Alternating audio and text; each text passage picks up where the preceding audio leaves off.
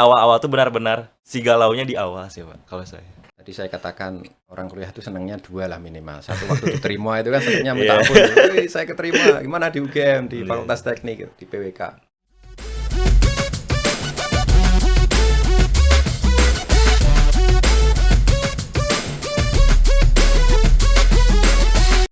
Sobat FT, bersama saya Purwoko di podcast Grafika. Dan kali ini kita kedatangan tamu istimewa Mas Ihsan Mauludin. Selamat pagi Mas. Yo, selamat pagi Mas. Oke, teman-teman, Mas Ihsan ini perlu saya kenalkan siap. dulu deh ke teman-teman supaya ketika ngobrol nanti sudah bisa tune in ya. Mas Ihsan ini tamu istimewa, aromanya masih aroma samir dan toga, dan samirnya cum laude ini saya lihat. Iya. Mas Ihsan lulusan Mei 2022 dan beliau adalah wisudawan terbaik di periode Mei 2022 dengan IPK 3,94. 3,94. Nyaris sempurna itu. Iya. Mungkin sebenarnya bisa sempurna, tapi beliau ingin mengatakan bahwa memang tidak ada yang sempurna gitu. Jadi dia perlihatkan dari situ. Tapi saya kira ada banyak hal yang kita bisa peroleh dari Mas Ihsan kali ini. Kita akan obrolkan terkait beliau, terkait prodi yang beliau geluti, perencanaan wilayah dan kota, dan ini akan jadi informasi menarik bagi teman-teman mahasiswa baru, PWK khususnya, atau teman-teman yang masih SMA yang nanti ingin kuliah di Fakultas Teknik dan masih memilih-milih ini mau di bidang apa. Oke, Mas Ihsan, sehat ya? Cerah ini kayaknya. Ya, happy and healthy. Ini katanya orang kuliah itu ada dua yang paling menyenangkan.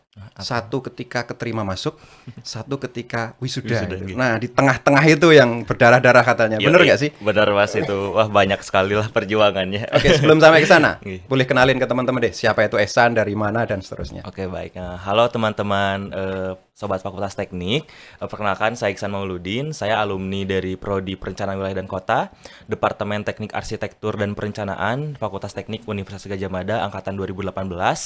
Saya asal dari kota Cimahi, di barat kota Bandung. Ya, gitu Mas. Dari Cimahi, Iya. di barat kota Bandung. Iya. Bentar, Bandung. Cimahi tapi ini. Tapi itu Kabupaten Bandung atau Enggak, apa? kota sendiri administratif. Kalau dari Lalu Cimahi, Bandungnya apanya itu? metropolitan areanya. Oh. Kayak kalau di sini mungkin Jabodetabek, nah ini Bandung Raya, ada Cimahi.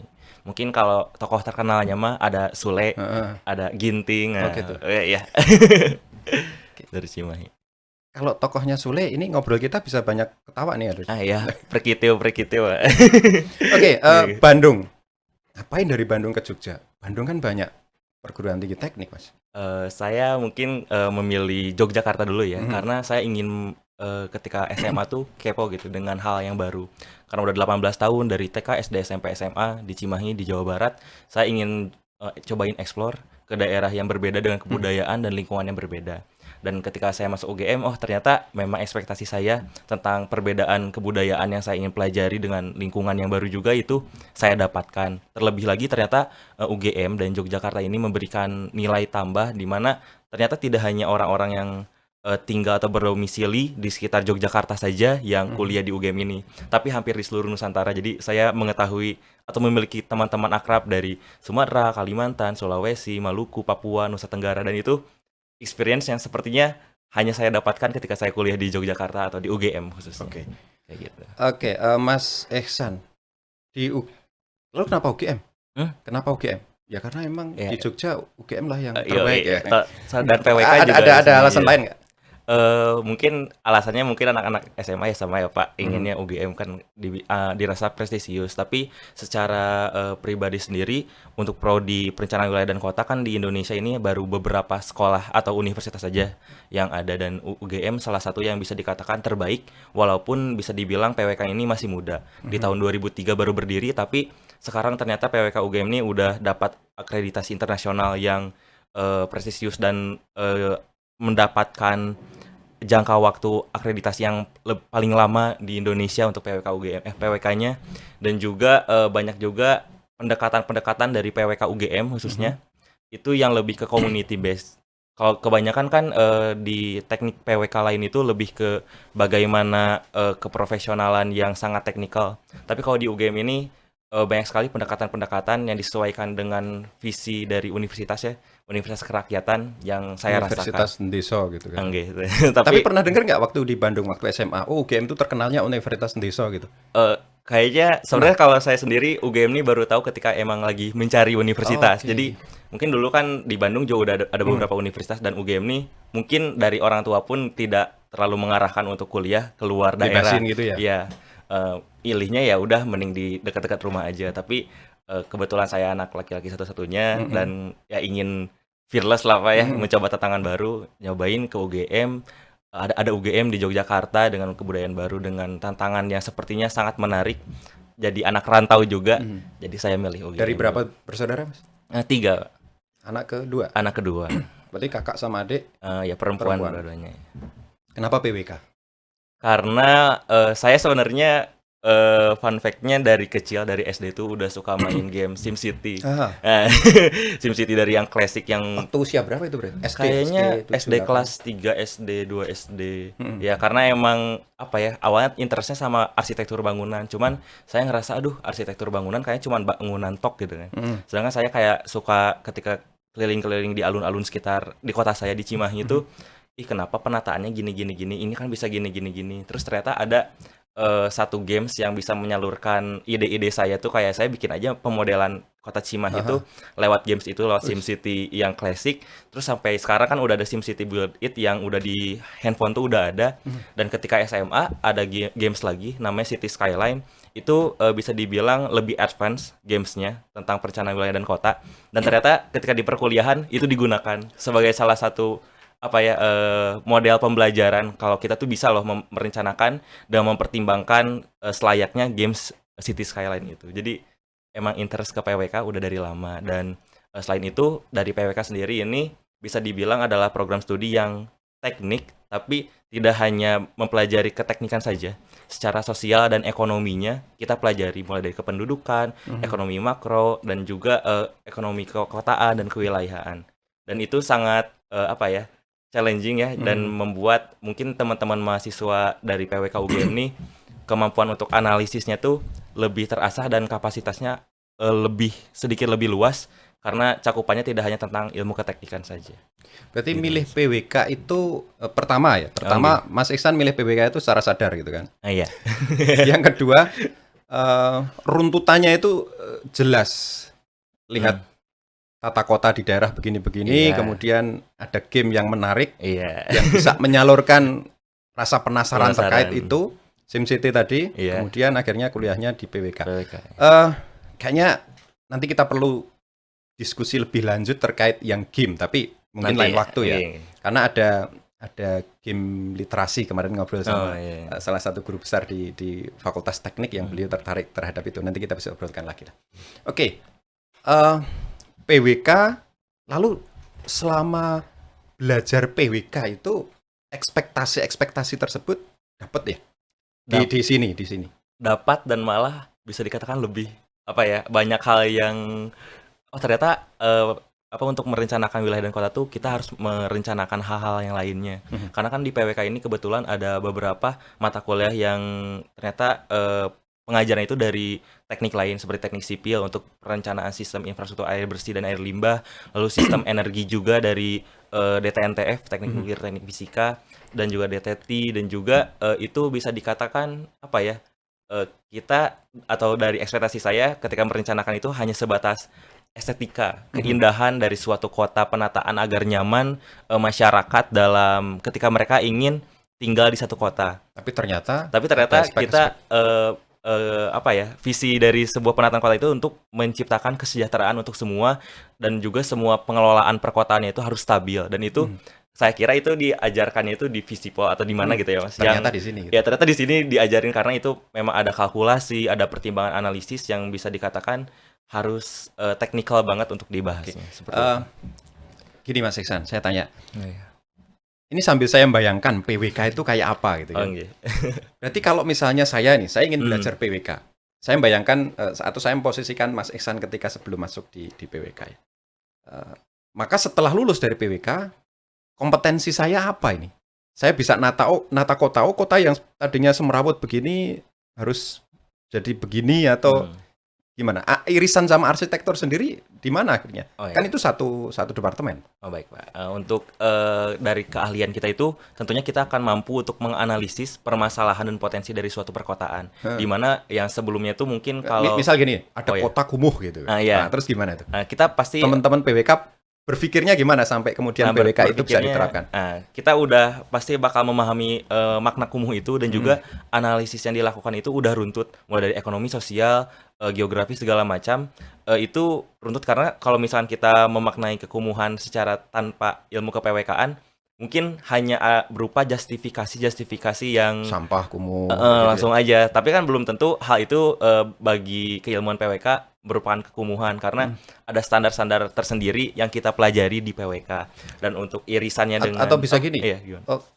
Kumuh bagi saya bisa beda kumuhnya orang PWK Iya, gitu, bisa nggak? kumuhnya orang Jogja beda dengan kumuh orang Bandung dengan orang Jakarta. Jadi Atau sesuatu yang kumuh kalau bagi orang PWK bisa diubah itu menjadi iya, menjadi sesuatu yang tidak lebih kumuh indah misalnya. ya, Lanjut kayak deh, gitu. boleh.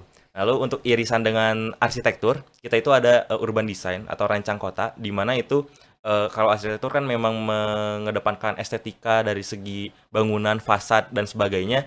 Kami juga mempelajari itu karena pada di lapangannya kita ketika melakukan perancangan kota tidak akan lepas tentunya dari teman-teman arsitektur dan juga teknik sipil. Jadi emang ada irisan tersendiri. Kayak gitu sih, Pak. Produk kalau Oh, iya. misalnya tentang kumuh tadi ya. Oh ya. Oke, kumuh orang naruh sampah sembarangan misalnya itu nanti kalau diintervensi oleh teman-teman PWK akan jadi seperti apa? Apakah bisa balik 160 derajat 180 derajat jadi nggak kumuh misalnya, atau kumuh itu sendiri bisa menjadi oke lah, misalnya ada kumuh, ada sampah, jelas lah orang mesti buang sampah misalnya. Apakah ya tempat sampahnya yang diperbaiki atau gimana kalau teman-teman di PWK memandang itu? Sorry kalau pertanyaan saya agak bodoh ya karena enggak itu kok. Gimana? Malah kalau misalkan di PWK itu biasanya kan kekumuhan itu salah satu faktornya itu adalah karena kepadatan permukiman dan membuat orang buang sampah sembarangan dan sebagainya. Sebenarnya itu di PWK sendiri udah ada mempelajari yaitu perencanaan sistem infrastruktur persampahan, dan ketika kami memang mengintervensi itu, kami akan membuatkan jaringan, sistem dan juga peletakan-peletakan di mana si infrastruktur persampahan itu harus ada. Tapi tidak hanya infrastrukturnya, sistemnya itu kayak jam operasional dan sebagainya kami intervensi karena bisa dikatakan PWK ini tidak hanya soal membangun infrastruktur yang memang wujudnya ada, tapi kita juga membuat sistem ya. Karena permasalahan di perkotaan itu terkadang tidak sebatas hanya dari infrastruktur yang wujudnya ada, tapi dari sistemnya. Ketika infrastrukturnya sudah ada banyak, tapi ketika manajemen pengelolaan perkotaannya ternyata tidak baik, kan itu kayak ada barang tapi tidak ada yang mengelola, tidak ada yang menggunakan, kayak mubazir kayak gitu. Sistem, sebentar. Sistem, ya. Saya tertarik di sistem. Maksud iya. saya gini, tentang sampah tadi, mungkin tidak oleh teman-teman PWK sendiri, ada ilmu lain yang masuk di situ. Nah, terkait sampah dan sistem tadi, apakah kemudian di perencanaan wilayah itu kalau misalnya sudah ada produk, perencanaan wilayah daerah A itu begini, misalnya terkait sampah itu sampai ke penduduk itu buang sampahnya mestinya jam sekian sampai jam sekian gitu atau gimana? Nah, kami merencanakannya sampai ke sistemik, masyarakat harus membuang seperti apanya. Jadi kalau misalkan keilmuan lain yang memang membahas tentang persampahan atau limbah ini, sebenarnya ada teknik lingkungan di UGM kan udah ada teknik yang baru. Cuman untuk hal-hal yang dari teman-teman teknik lingkungan, mereka pasti akan lebih ke hal-hal yang lebih terukur seperti seberapa besar kapasitas sampahnya dan sebagainya. Tapi ke hal-hal yang mungkin bisa dikatakan lebih ke sistem kemasyarakatannya, itu biasanya kami yang merencanakannya, nge-planningnya dari semuanya gitu. Tapi tentunya tetap terkait dengan bidang-bidang ilmu yang lain ya, karena di zaman karena nggak bisa sendiri sekarang. Wah, nanti repot kalau PWK sendiri ya. Eratnya kalau tiga tadi nyebut sipil, teman-teman arsitek, sama geodesi. Iya. Infrastruktur biasanya kan kalau infrastruktur. Iya. Tadi ada juga DTNTF ya, energi. Teknik terkait energinya, intervensinya di situ di PWK-nya, gimana tata tata energinya atau gimana? Iya, Manajemen kayak energinya dan kan seterusnya. apa namanya jaringan sistem listrik. Oke. Kita kan kayak ada gardu gardu listrik tersendiri itu Ah, dari satu kota kan nggak mungkin membuat gardu listrik itu banyak. Kita harus memperhitungkan oke. lokasinya di mana, jaringannya gimana agar biaya yang dikeluarkan untuk mengadakan infrastruktur itu tuh sangat efisien. Jadi nggak hambur-hambur, misalnya bikin jaringan banyak-banyak banget, tapi ternyata sebenarnya dengan satu jaringan saja itu udah mencakupi area permukiman kan lebih baik seperti itu kayak gitu. Sampai sedetail itu ya. Iya. Baik, Mas Ihsan, dengan sekian ekspektasi kemudian sampai lulus kuliah tentunya ada dinamika di perkuliahan ya. Tadi saya katakan orang kuliah itu senangnya dua lah minimal. Satu waktu diterima itu kan senangnya minta ampun. "Wih, saya keterima gimana di UGM, di Fakultas Teknik, di PWK." Pasti pernah merasakan itu. Kemudian waktu sudah kemarin itu sesuatu yang sangat yang membanggakan apalagi setelah sekian lama daring dan kemarin luring ya. Nah, kuliah itu pasti ada dinamikanya. Sebelum ke sana nih saya tanya, prestasi paling besar atau paling yang Mas Ihsan merasa wow gitu selama kuliah apa? Prestasi akademik atau non akademik? Akademik boleh, non akademik boleh.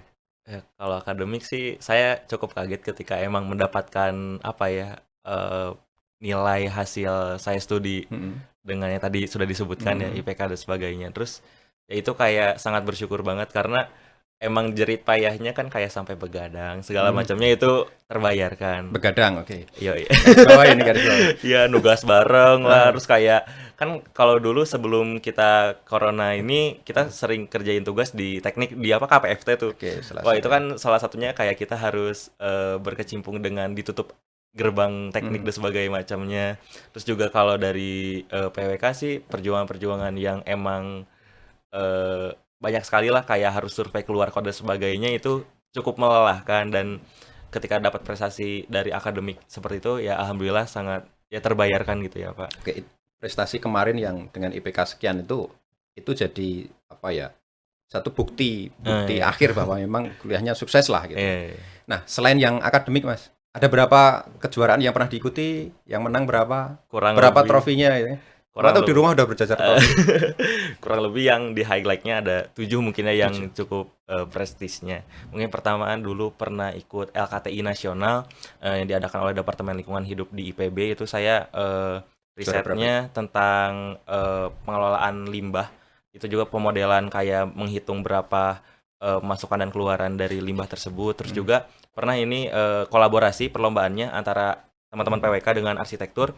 Itu sayembara desain perluasan perkotaan Demak yang dilaksanakan oleh Bapeda Demak dan itu sebenarnya lombanya bisa dibilang internasional karena ada yang dari luar negeri ikutan juga dan alhamdulillah itu juara 3 dari teman-teman mahasiswa kita versus bapak-bapak ibu-ibu yang profesional ya makanya waktu lomba kan kita kayak mahasiswa aduh takut gitu kan ternyata alhamdulillahnya diamanahkan juara ketiga. Lalu juga Juara 1-2 yang bapak-bapak ibu itu deh. Iya, tapi ya nggak apa-apa karena yang lainnya juga ada yang Jadi itu luar biasa. Oke. Iya, Yang lain? terus mungkin LKTI ada juga beberapa yang juara 2, juara 3 pernah jadi finalis terbaik karya studio PWK oleh Asosiasi Sekolah Perencanaan Indonesia dan juga mungkin yang agak di luar akademis itu jadi ajudan milenial Gubernur Jawa Barat di tahun Bapak Ridwan Kamil di tahun 2021 sampai 2022 dan juga sebenarnya saya cukup atlet Pak. Pernah lomba teknisiade yang teknik ini juara 2 dan juara 3 dari tahun 2018 ke 2019 lari 800 meter. Iya. Sebelum ke beberapa sebenarnya saya atau coba kita ulik satu atau dua lomba itu ya. Ajudan milenial. Oh iya. Kenapa sampai mendaftar ikut ajudan milenial? Jangan-jangan karena kangen Bandung aja. Lama nggak pulang gitu kan. Kalau ajudan milenial mungkin itu karena saya emang ingin mempelajari tentang terkait leadership dari Bapak Ridwan Kamil selaku gubernur dan kebetulan memang saat itu dibuka untuk seluruh pemuda di Indonesia sebenarnya itu terbuka tidak hanya untuk masyarakat Jawa Barat tapi untuk orang-orang dari misalkan provinsi Jawa Tengah, dari Bali, Sumatera, Sulawesi itu diperkenankan dan di sana alasan saya pertama adalah memang ingin leadership dan juga mengetahui bagaimana sih Bapak Ridwan Kamil ini memimpin Provinsi Jawa Barat dalam mewujudkan pembangunan berkelanjutan yang Tugasmu apa San di situ? di sana saya menemani Bapak dan juga beberapa kali juga ya sempat kayak diskusi dan sebagainya ketika rapat ikut seperti itu sih. Ilmu PWK-nya kepake nggak di situ? Cukup terpakai karena memang ketika rapat dan sebagainya itu dilibatkannya itu ke hal-hal yang emang cukup ke PWK-an terkait kalau di Jawa Barat ada kawasan perluasan perkotaan di Indramayu di segitiga Mas Rebana itu bisa dibilang sangat ke PWK-an sekali dan juga ada pembangunan revitalisasi alun-alun di Kota Sukabumi yang emang ranahnya bisa dibilang masuk ke PWK-an kayak gitu. Ajudan milenial baru ya? Baru kemarin.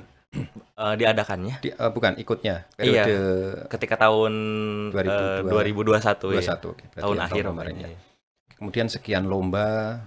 Tadi ada Mas Eksan mengatakan begadang dan seterusnya. Nah, oke, dibalik itu semua atau kita coba kembangkan gitu. Selama kuliah itu kan mesti dengan sekian prestasi dan prestasi akademik dan non akademik itu pasti ada proses membagi waktu, proses dan seterusnya gitu. Bagi anak teknik, bagi waktunya itu kayak apa sih? Nah, Kok bisa sampai sempurna gitu? Saya yang sosial aja nggak sampai begitu, Mas. Aduh, luar biasa. mungkin kalau terkait manajemen waktu, saya nih sebenarnya sangat kesulitan ketika jadi mahasiswa baru.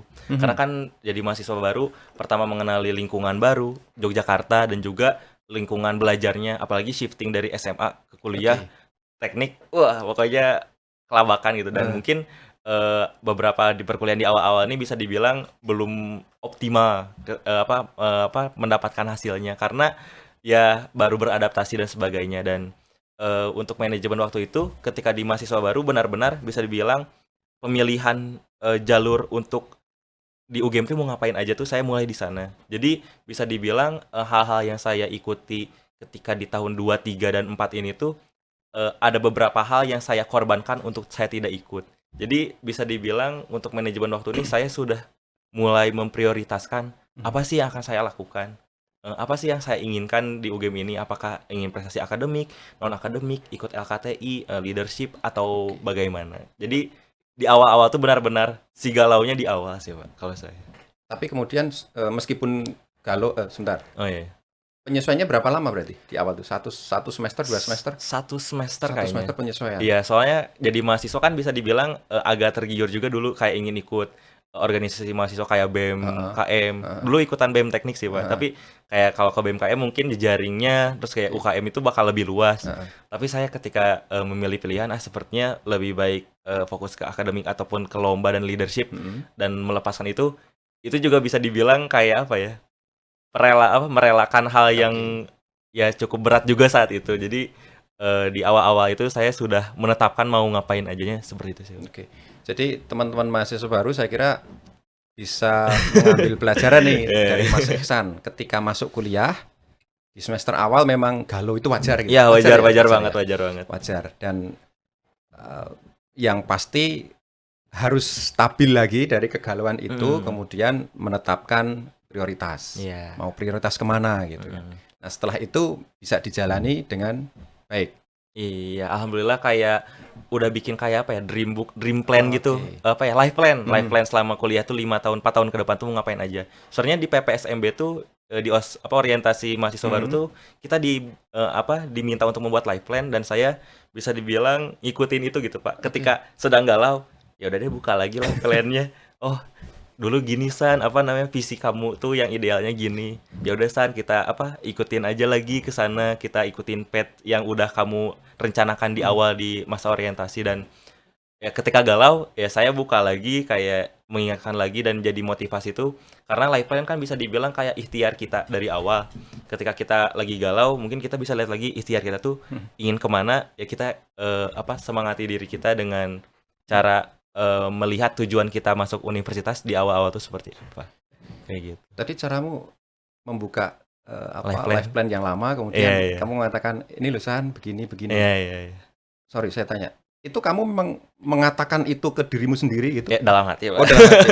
Ya, karena katanya nih ada yang mengatakan begitu terus betul-betul dilahirkan menyebut namanya sendiri itu punya efek gitu. Iya. Jadi misalnya kalau saya menyebut nama saya, kamu harusnya begini, jangan begini. Gitu. Ya mungkin itu tips saja. Oke, Iya, iya. tips, satu orang dan orang lain bisa beda. Bisa berbeda. Oke, Mas Ehsan. Lalu kemudian setelah melalui berbagai perkuliahan gitu pasti ada dinamikanya tadi ya. Setelah menetapkan timeline harus mencapai yang mana gitu. Nah, kalau terkait dengan kuliah, fasilitas kuliah itu selama di PWK yang Mas Ehsan rasakan gimana sih? Dua-duanya baik sebelum daring dan ketika daring itu bisa dibilang sudah memuaskan ya Pak. Malah kayak udah di-provide banget. Kita fasilitasnya tuh di Departemen Teknik Arsitektur tuh udah dikasih komputer, udah ada komputer yang bisa kita akses untuk mendesain. Karena kan kalau pakai laptop sendiri kadang suka ngadat. Kadang kayak kita ingin efisien ya di laptop ngerender, di komputer ngerender. Jadi semua fasilitasnya bisa dibilang udah mencukupi, udah terpenuhi. Dan juga di PWK ini kan ada beberapa kegiatan yang di luar kampus kayak harus kuliah lapangan, terus harus ada survei lapangan ke Bapeda atau ke instansi daerah-daerah kita studio karena kasusnya PWK tuh bisa dibilang subjek perencanaan atau penelitiannya tuh objeknya itu adalah langsung kota dan wilayah. Jadi kita harus ke sana, itu sudah di-provide, udah didukung dan disediakan oleh program studi. Jadi apa yang kita memang harus dapatkan untuk melakukan penelitian dan perencanaan itu sudah terpenuhi dari program studi dan departemen. Oke. Mas Ehsan. Oh, iya. PWK, tata kota. Iya. Kalau saya tanya gini, tata kota terbaik di Indonesia itu mana sih? Tata kota terbaik yang bagimu favorit deh, bukan di Indonesia. Kotanya? Atau jurusannya? Bukan, kotanya. Tata kota yang menurutmu, wah ini paling keren ini. Gitu. Terserah deh mau di Indonesia, di luar negeri, mau di mana. Ada nggak? Susah sih kalau di Indonesia ya, karena kebanyakan kan di Indonesia kotanya udah kayak turunan dari infrastruktur yang dibangun oleh Belanda. Mungkin kalau saya bilang favorit, yang pertama tuh bakal Bandung ya Pak. Tapi Bandungnya area yang emang di sekitaran Gedung Sate yang memang sudah di well plan oleh dulu dari kolonial Belanda. Karena itu kan memang mungkin sudah dipikirkan dan sebagainya. Tapi untuk sekarang agak sulit ya Pak. Mungkin kalau dijawab Jakarta juga bisa. Karena Jakarta ini mungkin yang permasalahannya adalah banjir dan juga penurunan muka tanah sebagainya. Tapi secara transportasi publik, pelayanan sistem dan sebagainya, Jakarta ini sudah sangat maju dan bisa dibilang jadi benchmark kota di Indonesia. Tapi untuk tinggal ya saya bisa dibilang ya Bandung lagi sih Pak. Bandung lagi ya. Jogja juga bisa dibilang sudah mulai ya ke arah-arah kota yang ideal karena bisa dibilang radius dari kota Jogja ini sudah sangat ideal. Saya merasa ketika di Jogja kemana-mana tidak macet dan dekat gitu. Kalau misalnya di Bandung radiusnya mungkin sama tapi sudah macet. Jadi setiap kota punya keunikan tersendiri dengan makna ideal masing-masing. Kayak gitu. Oke, berikutnya. Sebagai seorang sarjana PWK ya kan. Idealnya gimana ya? Sebagai seorang sarjana PWK, bagaimana Mas Ehsan memandang bagaimana idealnya ibu kota negara yang baru? Pertanyaan yang sulit ya.